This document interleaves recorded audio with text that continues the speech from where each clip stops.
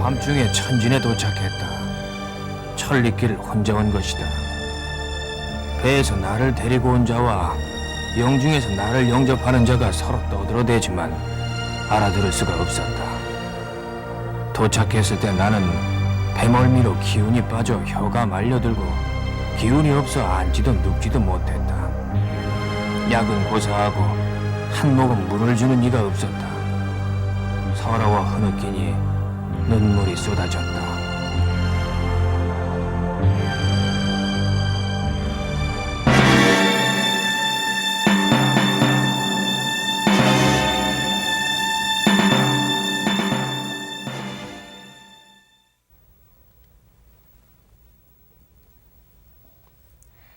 대원군처럼 후대의 사람들에게 상반되는 평가를 받는 인물도 드물 것입니다. 천주교도를 학살한 잔인무도한 폭군이요. 또 지나치게 쇄국 정책을 고수함으로써 역사 발전을 저해한 인물이라는 것이 바로 대원군을 보는 부정적인 시각입니다. 한편 밖으로는 프랑스와 미국을 물리치고 안으로는 백성들의 복지를 위해서 개혁을 펼친 인물로 조선 후기 가장 대중적인 정치인이었다는 긍정적인 평가도 있습니다. 비록 대원군에 대한 평가는 이렇게 엇갈리지만 19세기 후반 조선이 넘어야 했던 중요한 역사적 고비마다 대원군은 정치 무대의 전면에 나서서 조선의 운명을 좌우합니다. 1882년 조선은 이모군란이 일어나 커다란 위기에 직면하게 되고 당시 대원군은 조선의 최고 지도자였습니다. 그런데 집권한 지 33일 만에 대원군은 청나라로 납치됩니다. 청은 왜 대원군을 납치했을까요? TV 역사저널 오늘은 대원군 납치 사건의 전모를 알아보겠습니다.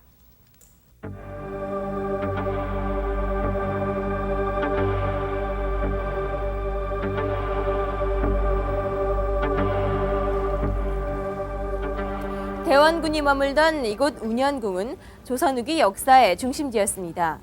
이곳에서 일어나는 일들이 당시 사람들에게는 초미의 관심사였죠. 대원군이 일상 거처를 하던 곳이 바로 이곳 노안당이었는데요. 아들이 임금이 된 덕분에 노년을 편안히 보낼 수 있었다는 흡족한 마음이 담겨져 있었지만 대원군의 노년은 결코 편안하지 않았습니다.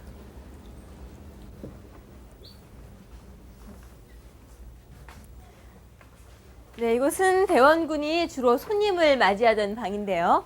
여기 보면 이렇게 대원군의 집무실이 마련돼 있죠. 그리고 방이 여기 또 하나 있는데 이곳은 대원군이 외교사절단을 맞아서 국가의 중요 정책을 논의하고 또 의논하던 그런 곳입니다.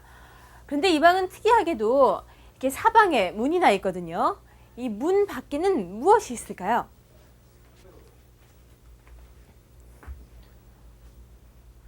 이렇게 긴 통로가 마련돼 있네요. 대원군은 당시 자신의 신변 안전을 위해서 이렇게 긴 통로에 많은 문들을 만들어 놓았습니다. 1882년 여름, 운현궁에 있어야 할 대원군이 천국으로 납치되는 중대한 사건이 발생합니다. 과연 대원군은 어떻게 천국으로 납치되었을까요? 대원군 납치 사건은 바로 이 방에 청나라 망녀 3사람이 찾아오면서부터 시작됐습니다.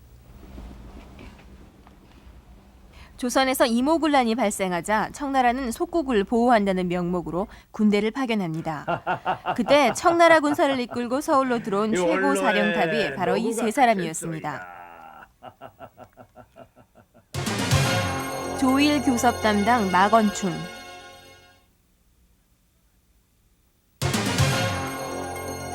남양 수사제독 오장경, 북양 수사제독 정여창.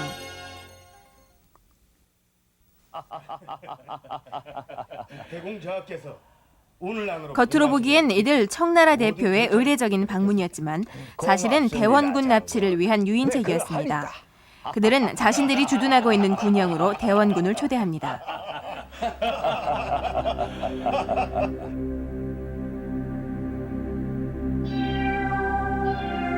당시 주위에서는 대원군의 방문을 만류했다고 합니다.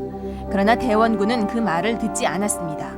군란으로 피해를 입은 일본이 군대까지 동원해서 손해배상을 요구하고 있었기 때문에 그런 일본을 견제하려면 아무래도 청의 도움이 필요했던 것입니다.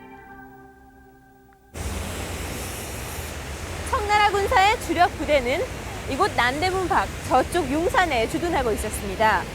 그리고 저쪽에 있는 창덕군과 또 지금의 서울운동장 자리인 하도감에도 청나라 군사들이 주둔하고 있었는데요. 운현궁에서 돌아온 청군 망류들은 대원군 납치를 강행하기 위해서 주요 지점에 병사들을 배치합니다. 먼저 지금의 해병대와 같은 16군 40명을 투원성에 집결시킵니다.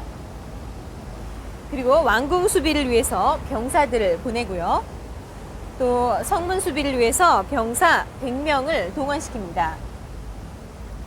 그리고 대원군이 초대된 황사림 진영 막사에는 대원군을 호위하기 위한 병사 100명과 또 장부 16명을 대기시킵니다.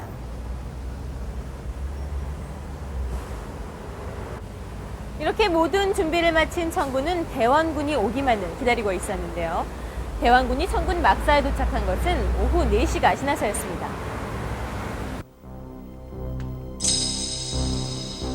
막사로 안내된 대원군은 3시간여에 걸쳐 막원충과 필담을 나누는데 그 길이가 24폭에 이르렀다고 합니다.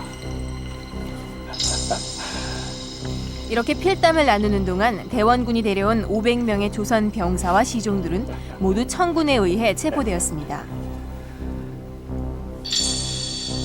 그 후 시종 일관 가벼운 대화로 이루어지던 필담이 심각한 분위기를 띠기 시작합니다.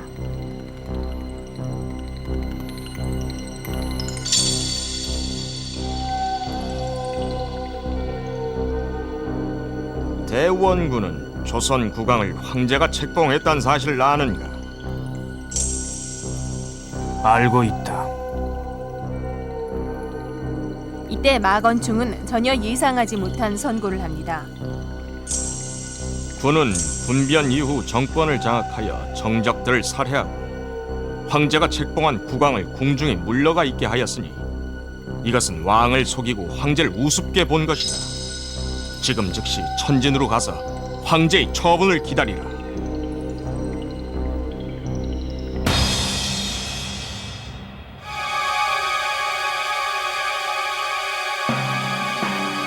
그 즉시 청나라 군사는 대원군을 가마에 태우고 서울을 빠져나갔습니다. 군란 수습에 막중한 책임을 안고 재집권한 지 이제 겨우 33일째 되던 날이었습니다. 주력 부대가 모두 서울로 향한 뒤 이곳 마산포에서는 청나라 함대 5척 이상이 남아서 무력 시위를 벌이고 있었는데요. 청나라 막사에서 납치된 대원군은 다음 날 새벽에 이곳 마산포로 옵니다. 그리고 바로 이곳에서 대원군 납치 작전의 마지막 단계가 실행됩니다. 마산포에 도착한 대원군은 곧바로 대기하고 있던 청군 함대에 올랐고 대원군을 태운 배는 머나먼 천진으로 향했습니다. 조선의 조정이나 일본 측 그 누구도 대원군의 납치 사실을 알지 못했습니다. 대원군 납치는 이렇게 청나라의 치밀한 극비 작전에 의해서 순식간에 이루어졌던 것입니다.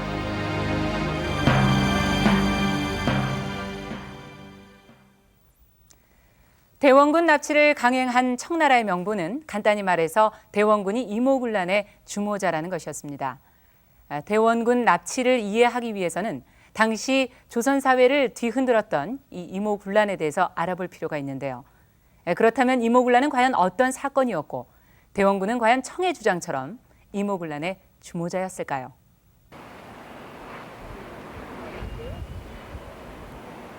지금은 여러 사람의 발길이 오가는 남대문 시장. 당시 이곳에는 대동리를 관장하던 기관인 선해청이 있던 자리입니다. 지금은 보시는 것처럼 선해청터라고 적혀있는 비석만이 남아있는 상태입니다. 이곳으로 들어오는 대동리의 일부는 군인들의 월급으로 배당이 됐는데요. 이모군란은 바로 이곳 선해청 도봉서 사건에서부터 시작이 됩니다.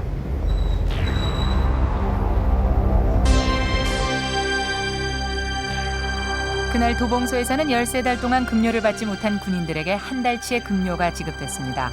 당시 군인들의 급료는 쌀 9말. 그런데 그날 받은 쌀은 반도 채 안 되는 분량이었고 창고지기마저 무례한 언동을 보이자 화가 난 군인들은 폭동을 일으켰습니다.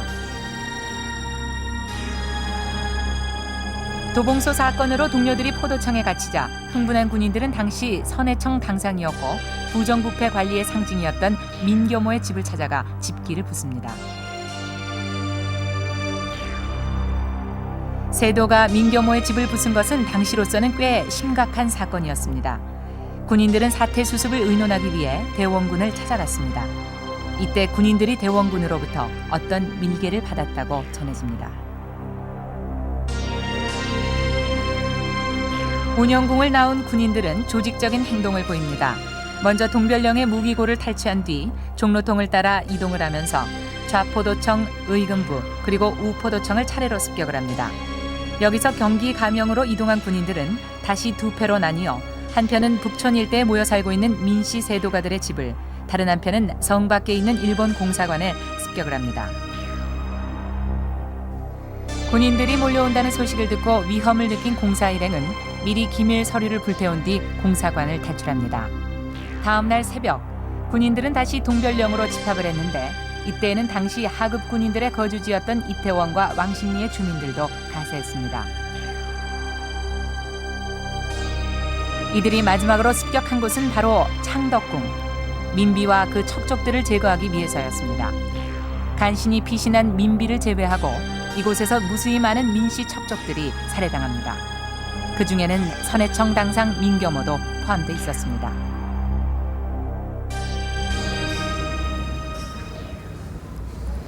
흥분한 군병과 백성들이 창덕궁에 들어온 후 이 금천교 아래로 흐르는 물이 핏빛으로 물들었다고 합니다.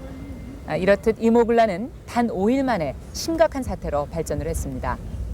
그런데 아직도 풀리지 않는 궁금증이 있습니다. 당시 난동을 일으킨 사람들이 대원군을 왜 찾아갔고 또 대원군은 과연 이들에게 어떤 지시를 내렸을까요?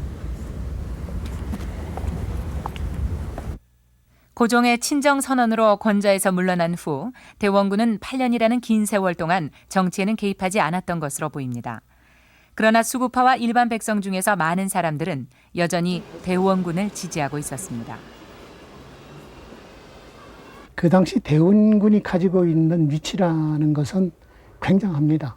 왕의 아버지이기 때문에.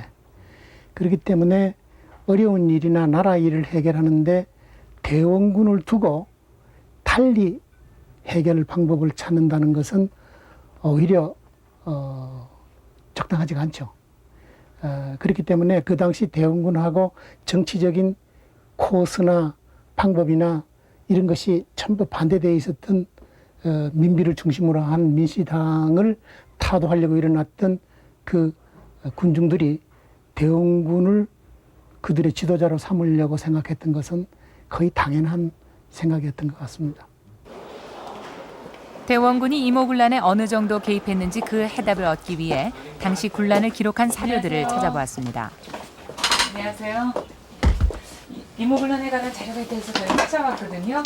어떤 책입니까? 예, 바로 이 임용록이라는 이 자료입니다.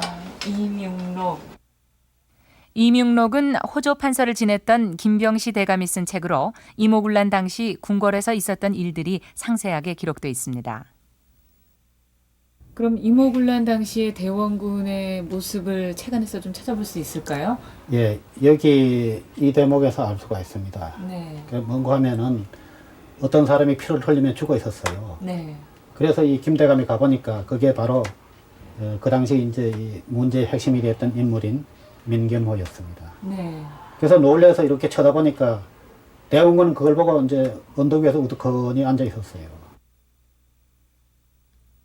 해당이 피를 흘리며 쓰러져 있는데 대원군은 언덕에 앉아 그 광경을 지켜보고 있었다. 이 대목은 대원군이 군인들의 행동에 동조하고 있다는 것을 암시하고 있습니다. 같이 대원군을 모시고 임용록에는 또 하나의 눈길을 끄는 대목이 있습니다. 그럼 대감이 세도합니까? 너희들의 뜻이 그와 같다면은 마땅히 내가 세도한다. 죄를 면해주면 해산하겠다는 군사들의 요구에 고종 대신 대원군이 직접 방을 써서 보여주며 군사들과 나눈 대화 내용입니다. 이 대목이 좀 석연치 않아요. 만약에 세도를 하게 맡긴다면은 국왕이 맡겨야 될 텐데 네. 군사들이 그렇다면 자기가 세도하겠다 그러니까 이 대목은 이거는 사전에 이제 모의가 됐거나 아니면 사전에 군사들하고 관계가 있는 그런 대목이 아닌가 이렇게 생각이 됩니다. 이모군란과 관련된 또 다른 기록을 찾아보았습니다. 남수록은 당시 유생이었던 박주대가 근대사를 주제별로 연구해놓은 오늘날의 논문과 같은 저서입니다. 문제의 발달이 되었던 선해청 고직의 재상을 밝혀려고 하자 그 대원군이 대처하는 그런 부분입니다.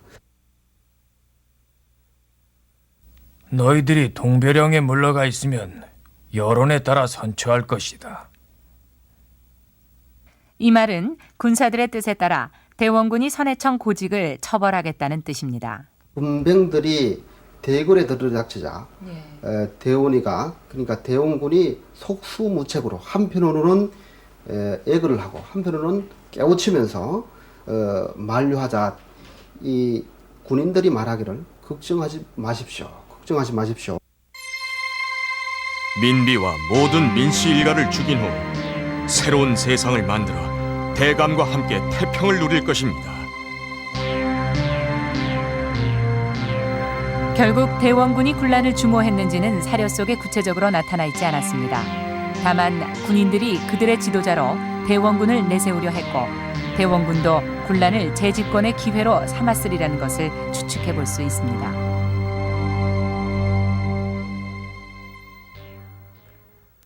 군인들의 난으로 결국 대원군은 재집권을 하게 됩니다. 여기서 우리는 군인들이 반란을 일으켰다는 사실에 주목해 볼 필요가 있습니다. 군인들은 조정의 명령에 따르고 나라의 안전을 지키는 사람들입니다. 그런데 그들이 반란을 일으켜서 궁궐에 침입하고 지도 세력인 민씨 일파를 살해합니다. 단순히 밀린 월급 때문이었을까요? 곤란이 일어난 배경을 알아보겠습니다.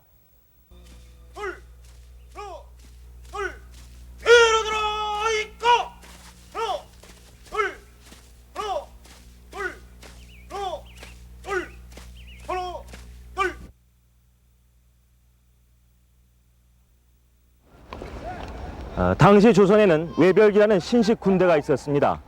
이들은 바로 이곳에서 일본 교관으로부터 신식 군사 훈련을 받았을 뿐만 아니라 일본에서 들여온 이 신식 장총을 무기로 사용했습니다. 보시는 것처럼 격발 장치라든지 또 방아쇠가 지금의 총과 똑같은 모습을 보이고 있습니다.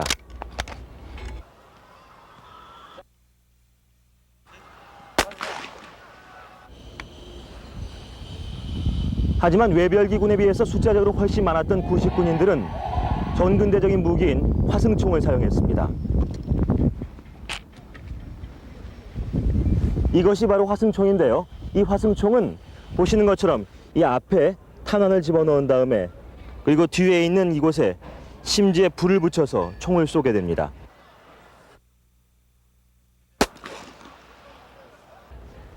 이 화승총은 이 신식 장총에 비해서 성능면에서 비교할 수 없을 정도의 큰 차이를 보이고 있습니다. 이런 무기뿐만이 아니라 복장이라든지 처우면에서 큰 차별을 받았기 때문에 구식군인들은 외별기에 대해서 큰 위화감을 가지고 있었습니다. 그렇다면 조선 땅에는 어떻게 해서 성격이 다른 두 개의 군대가 양립할 수 있었을까요? 두 번의 양요를 치른 조선은 부국 강병의 필요성이 절실해졌고 이를 위해서는 군사력 근대화가 무엇보다 시급한 과제였습니다. 근대식 무기와 군사제도에 관심이 높았던 고종은 청나라의 이홍장에게 무기 제조와 군사 훈련에 관한 지원을 요청합니다. 이홍장의 즉각적인 반응으로 청국과 조선 양국은 군사력 근대화에 관한 장정을 체결합니다. 이 장정에는 무기 제조 학습 요원 38명과 군사 훈련 요원 40명을 천진에 파견한다는 구체적인 내용이 언급되어 있습니다. 이와 같은 협의에 따라 1881년 조선 유학생 38명이 천진을 방문합니다. 이들을 인솔한 사람은 영선사 김윤식. 그에게는 무기 근대화뿐만 아니라 조미 통상조약 체결에 관해 청국과 협의하는 임무도 주어졌습니다. 조선의 유학생들은 천진 기기국에 배속되어 근대식 무기 제조법을 배웁니다. 이렇게 조선의 부국 강병 정책은 청나라에 의존하는 듯 보였습니다. 그런데 유독 군사 교육만은 일본과 제휴하게 됩니다. 일본 공사 하나 부사는 일본 무기의 우수성을 알리기 위해 주력해 왔는데 그 한 가지 방법으로 고종에게 일본 소총 열정과 탄약을 기증하기도 했습니다. 뿐만 아니라 일본은 청나라보다 유리한 제안을 해옵니다. 조선의 육해 군제를 확장하거나 각종 공업을 진흥하기 위해서 교사나 기술자가 필요하다면 천거하겠다. 이렇게 일본의 지원으로 창설된 것이 교련병대, 즉 외별기입니다. 새로 생긴 외별기와 기존의 구식군인 사이에는 복장, 신분, 급료면에서 확연한 차이를 보입니다. 자연히 구식군인들은 이와 같은 근대식 군사제도, 즉 개화 정책을 펴는 지도 세력에게 불만을 품을 수밖에 없었습니다. 하나부사는 외별기 창설을 대단한 성과로 보고하고 있습니다. 아직도 진정한 개혁이라고 말하기 어려우나 이로써 진정한 개혁의 초보가 우리 육군사관의 손에 의해서 개시된 것이다. 그 제국주의 침략의 그 한 여러 가지 모형들이 예를 들어서 경제적인 원조, 무슨 국가의 개발 또는 종교의 포교, 차관 이런 것들로 이루어졌고 또 특히 그 국가의 군사 훈련이라든지 그러니까 군사의 근대화, 형식상의 근대화 이런 것들을 도와주는 그러한 형식을 취함으로써 그러니까 제국주의 침략의 목적을 달성하려고 했던 겁니다. 일본은 조선의 근대화된 군사제도에 영향력을 행사하게 되자 매우 만족해했습니다. 그런데 이모군란이 일어나면서 일본은 조선의 군인과 백성들로부터 공격을 받습니다. 지금 제가 들고 있는 이 책은 이모계림사변, 즉 이모군란에 관한 내용이 담긴 일본 책입니다. 당시 일본에서는 조선에서 일어난 군란에 대해서 이렇게 촉각을 곤두세우며 민감한 반응을 보였습니다.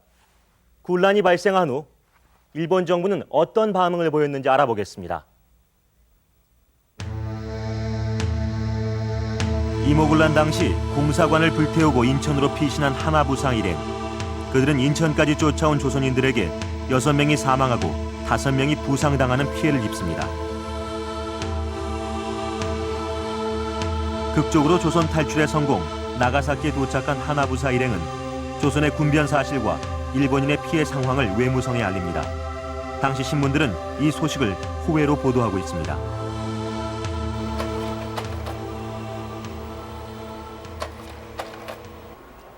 신문 기사뿐만이 아니라 일본 국내에서는 이모군란을 묘사한 엽서와 팜플렛도 상당수 제작되었습니다. 이것은 이모군란 때 살해된 호리모토 소위를 영웅적으로 묘사한 그림입니다. 여기에 나오는 모든 조선인들은 폭도처럼 그려져 있습니다. 군변 소식이 알려지자 일본에서는 긴급 강요회의가 소집됐습니다. 이 강요회의에서는 내각 고문 구로다와 외무경 이노우에가 첨예한 의견 대립을 벌입니다. 이번 사태는 일본의 체면이 걸린 문제입니다. 당장 군사를 파견해 조선을 응징해야 합니다. 이것은 어디까지나 외교 문제이니 외무성에서 처리해야 합니다. 하나부사를 다시 조선에 파견해 조선과談판을 짓도록 합시다. 이때 일본은 청나라의 태도에 관한 중요한 정보를 입수합니다.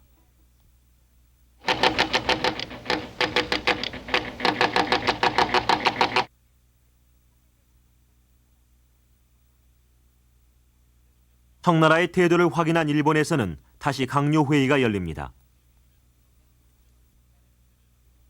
지금까지 우리는 조선을 독립국으로 인정해왔습니다. 청이 계속해서 속국을 주장한다면 우리도 강력한 대응을 할 수밖에 없습니다. 이렇게 일본 국내에서는 청나라에 대한 개전 분위기가 고조되어 가고 있었습니다. 강요회의의 결정에 따라 군함 4척 그리고 1,500명의 병력과 함께 하나부사는 제물포로 향했습니다. 그런데 일본의 행동에 대해 서구 열강의 반응이 좋지 않았습니다. 당시 영국계 신문 저펜 가제트는 조선은 청의 속국인데 독립국이라고 주장하는 것은 설득력이 없다고 일본을 비난하고 있습니다. 여기에서 이제 등장한 것이 바로 요상 문제론을 대외 명분으로 하는 대청 개전 정책이었습니다. 이것은 이모군란을 통해서 일본이 입게 된 여러 가지 피해에 대해서 조선 측에 일본이 보상을 요구하고, 그리고 그 보상을 요구할 경우에 도저히 조선 측이 받아들일 수 없는 그러한 요구를 함으로써 자연스럽게 조선, 그리고 조선을 지원하는 청과의 전쟁으로 몰고 가려고 하는 그러한 그 의도 하에 이러한 개전 논의를 갖다가 내세우게 됩니다. 이렇게 일본이 유리한 대응책 마련에 골몰하고 있을 때 상황을 급변시키는 전문이 도착합니다.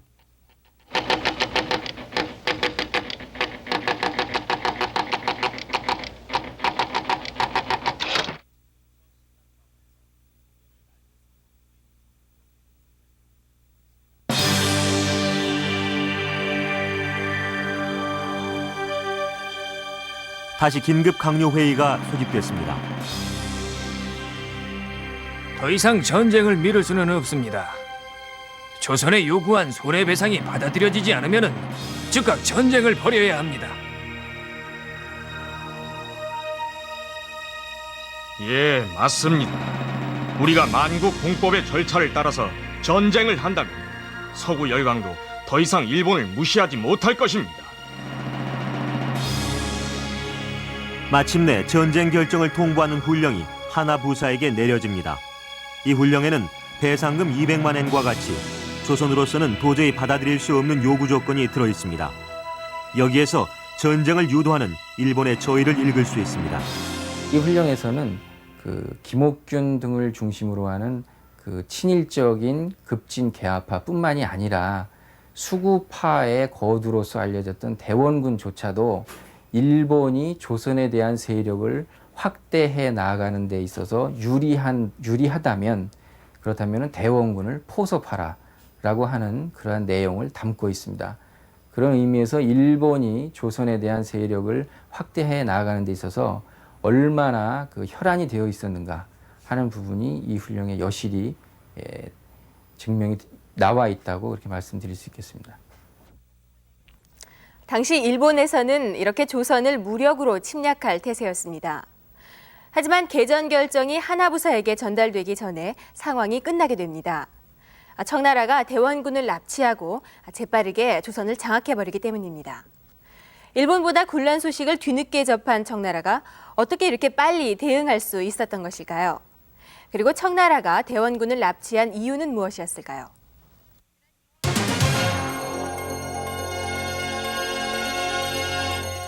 일본 주재 청국공사 여서창은 본국으로 한 장의 급전을 띄웁니다.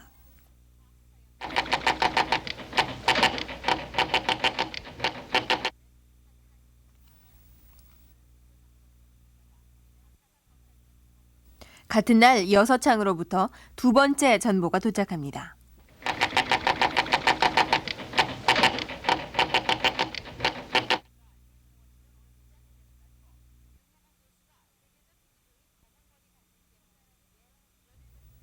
청나라는 이와 같은 소식을 접하고 조선의 정세를 파악하기 위해 긴급히 당시 천진에 머물고 있던 김윤식을 부릅니다. 이때 김윤식은 청나라에게 중요한 정보를 제공합니다. 척화를 의로 삼고 매국과 수호하는 것은 매국이라 하여 오늘과 같은 변을 양성했다. 이렇게 대원군을 이모군란의 주모자로 지적한 김윤식은 대원군을 제거하는 구체적인 방안까지 제시하고 있습니다. 운현궁을 포위한 후 조대비의 명을 받아서 군란을 일으킨 죄목으로 대원군에게 사약을 내린다.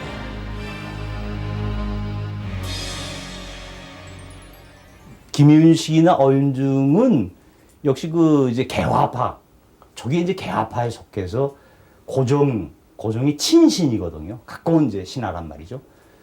그러니까 개화파라고 하는 거는 이제 개화를 위해서 이제 그 고종의 뜻을 받아서 이제 그 소위 근대화의 이제 초기 그 주역들이란 말이죠.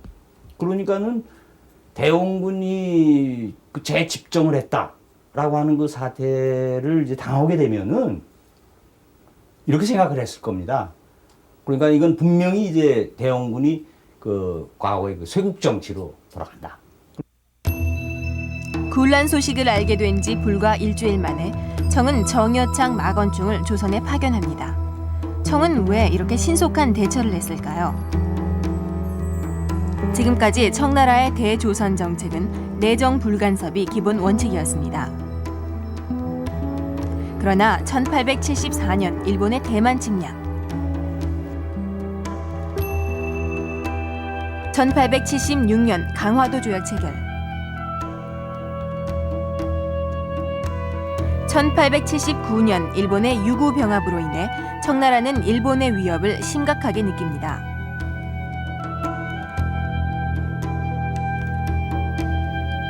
그래서 지금까지 고수해왔던 대조선 정책을 수정하고 이용장을 통해 새로운 정책을 추진하게 되는데 이것이 바로 열국입약 권도책입니다. 즉, 조선이 서양 여러 나라와 통상 조약을 맺게 하여 일본의 위협을 견제한다는 이의제의 방책이었습니다. 이용장은 영중추 부사 이우원과의 개인 편지를 통해서 서구 열강과 통상 조약을 맺을 것을 꾸준히 권유하고 있습니다. 이용장의 집요한 권유에 의해 조선은 이모군란이 일어나기 한 달 전 영국, 미국, 독일과 통상조약 가조약을 체결합니다. 1882년 그 6월의 시점에서 보면은 청이 조선에 발했던 정책 이게 이제 실현이 됐단 말이죠. 그런데 하루아침에 이제 이모군란이 일어나니까는 결국 그 정책 진행됐던 게 이게 이제 수포로 돌아갔고, 더더욱 중요한 거는 척과, 다시 말하자면 쇄국 정책은 장본인 대원군이 난의 중심 인물이다 이렇게 판단됐을 때는 그 추진한 조선의 안위를 위해서 추진한 정책이 원점으로 돌아간다. 이렇게 되면 일본이 조선에 대한 다시 그 외교 관계도 있지만 지금 말하자면 난 자체에서 일본이 갖고 있는 조선에 대한 문제도 있지만은 결국 그러한 입장에서 보면은 조선에 대한 그 침략 이게 이제 노골적으로 무력까지도 발전할 가능성이 있다. 이렇게 판단을 하게 됐죠. 조선의 정세가 생각보다 심각하다는 것을 파악한 청나라는 신속히 2,000명의 증원 부대를 파견했습니다. 이곳 제물포에는 당시 일본의 하나부사가 군대를 이끌고 먼저 들어와 있었습니다. 긴급히 파견된 청나라 군사들은 일본군과의 충돌을 피해서 마산포로 돌아가는데요. 이렇게 조선의 사정이 심상치 않게 돌아가자 일본 함대와 미국 함대도 속속들이 제물포로 들어옵니다.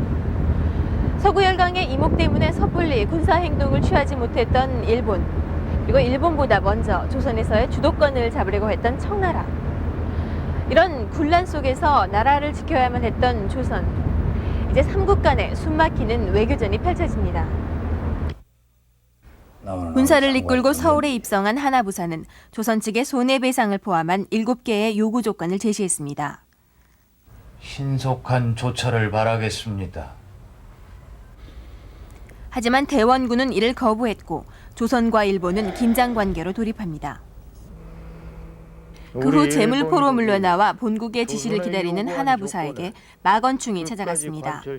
일본의 군사 행동을 막기 위해 마건충은 협상 중재를 제의하며 지연 작전을 씁니다. 조선과 일본 사이의 타협이 순조롭게 이루어지지 않을 경우 일본군과의 충돌이 불가피하다고 판단한 청측은 사태 해결을 위해 최종 결정을 내립니다. 그것이 바로 대원군 납치였습니다.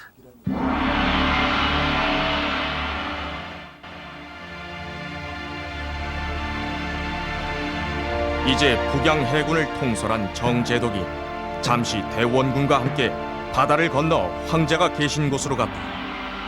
그런데 행차가 갑자기 있었으므로 너희들 상하 신민이 이 뜻을 알지 못하고 함부로 의심과 공포에 사로잡혀 원나라에서 고려의 충선왕과 충해왕을 잡아간 전례와 같은 것으로 생각한다면 황제의 높고 깊은 뜻을 저버리는 것이다.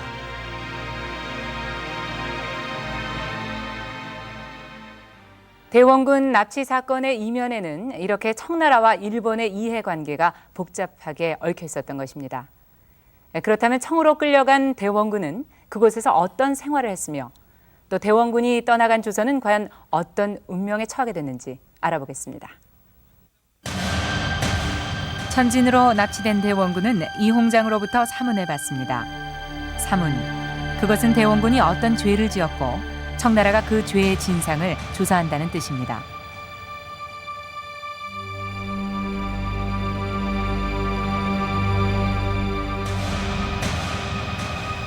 난의 괴수는 누군가? 모른다.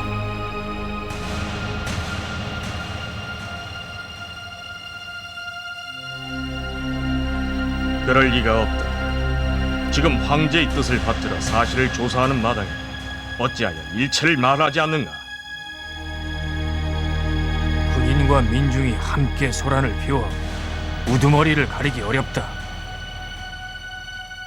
사문이 있은 후 대원군을 조선으로 영원히 돌려보내지 않는다는 결정이 내려지고 이로써 대원군은 기약 없는 구금 상태에 들어갑니다.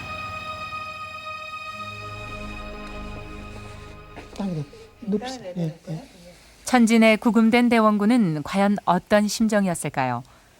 그 궁금증을 풀 수 있는 귀중한 자료들이 남아 있었습니다. 천진에서의 생활을 일기 형식으로 기록한 이 글은 세로 27cm, 가로 3m 5cm의 중국제 두루마리 종이에 대원군이 직접 쓴 친필 원고입니다. 배멀미 때문에 고생했다는 얘기, 그리고 중국 사람들 말을 알아듣지 못해가지고 고생했다는 얘기가 있습니다. 아마 수행원 몇 사람 따라갔을 줄 알았는데 대원군이 혼자 재패 갔어요. 그래서 그 큰 집에 한밤에 도착해서 새벽까지 그냥 혼자 있으면서 눈물을 흘렸다는 그런 딱한 얘기를 한 대목도 나옵니다. 그 외에 대원군의 필담 기록도 있었습니다. 이것은 이용장의 부하인 오요륜이 대원군을 찾아와서 나눈 필담으로 모두 21장입니다. 당신이 아직도 나라를 다시 만든다면은 양놈들이 오는 것을 못 오도록 막아낼 수 있겠습니까? 이렇게 묻습니다. 그러니까 대원군이 오늘의 정세는 외나 양을 이렇게 배척할 것이 아니라 서로 화합하고 협의해서 이렇게 착하게 지내는 것이, 서로 화합하는 것이 만전의 지책이다. 만전의 책이다. 이렇게 얘기를 합니다. 그러니까 대원군이 위정척사의 인물처럼 그렇게 됐던 것이 여기에는 이제는 세계 만국과 다 평화롭게 살아야 된다는 그런 생각으로 바뀐 것을 여기에 표명하고 있습니다. 이 내용을 통해 청나라가 계속해서 대원군의 정세 판단을 엿보려 했음을 알 수 있습니다. 이렇게 대원군이 천진에 구금돼 있는 동안 조선에서는 어떤 일들이 벌어졌을까요? 대원군 납치 후 청이 가장 먼저 취한 조치는 철저한 무력 행위였습니다. 이모군란의 잔당 진압이라는 명목으로 이태원과 왕십리 일대에서 청군은 무차별적인 탄압을 전개합니다. 또한 청나라는 일본의 개입을 무마하기 위해 서둘러 제물포 조약 체결을 성사시킵니다. 제물포 조약은 개항 이후 일본이 조선에서 꾸준히 얻어내려 했던 통상 이권을 그대로 수용한 것이었습니다. 제물포 조약과 함께 조선은 이번엔 청나라와 무역 장정을 체결을 합니다. 내용을 한번 볼까요? 이번에 체결한 수륙 무역 규정은 중국이 속국을 우대한 것이고 우호 관계를 가진 각 나라들도 마찬가지로 다 이득을 보도록 하는 것은 아니다. 이것은 조선이 청의 속국임을 표방하면서 청나라가 통상 이익을 독점하겠다는 것을 의미하는 것입니다. 자, 여기서 이 무역 장정에 눈여겨봐야 할 대목이 또 하나 있습니다. 중국 상인이 조선의 양화진과 서울에 들어가서 영업소를 차려놓을 수 있도록 허락한다는 그런 대목입니다. 청나라와 일본도 서구 열강과 통상조약을 맺었지만 수도에 외국 상인이 들어오는 법은 없었습니다. 유일하게 조선의 수도인 서울에만 프랑스, 영국, 미국, 청나라, 일본의 상인들이 들어왔던 것입니다. 상권 침투뿐만 아니라 청나라는 독일인 밀렌도르프와 마건상을 고문으로 임명하여 조선의 내정에도 깊숙이 관여했습니다. 그 외에도 당시 20대였던 원세계는 조선의 군권을 장악하고 새로운 신식 군대를 양성을 하는데 이것이 바로 청별기입니다. 조선은 그야말로 청나라의 막강한 영향력 아래 놓이게 된 것입니다. 중국이 노린 것은 대원군을 제거하고 한국의 문제를 가지고 일본과 거중 조정을 한다는 그런 생각을 넘어서서 한국의 문제를 완전히 중국이 장중에 집어넣는 그러한 그 계획으로 봐서는 대원군을 납치해 간 것이 충분히 달성됐다고 볼 수가 있죠. 그런데 갑신정변이 일어나고 또 민비 세력이 러시아와 친밀한 관계를 보이자 청나라는 대원군의 환국을 결정합니다. 그들을 견제하기 위해선 대원군이 필요했던 것입니다. 1885년 겨울, 대원군은 드디어 운영궁으로 돌아왔습니다.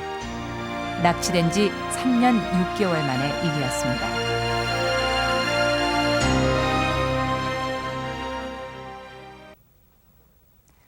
대원군 납치 사건은 근대화 길목에 들어선 조선이 이 격동의 역사에 휘말리게 되는 그 전환점을 의미합니다.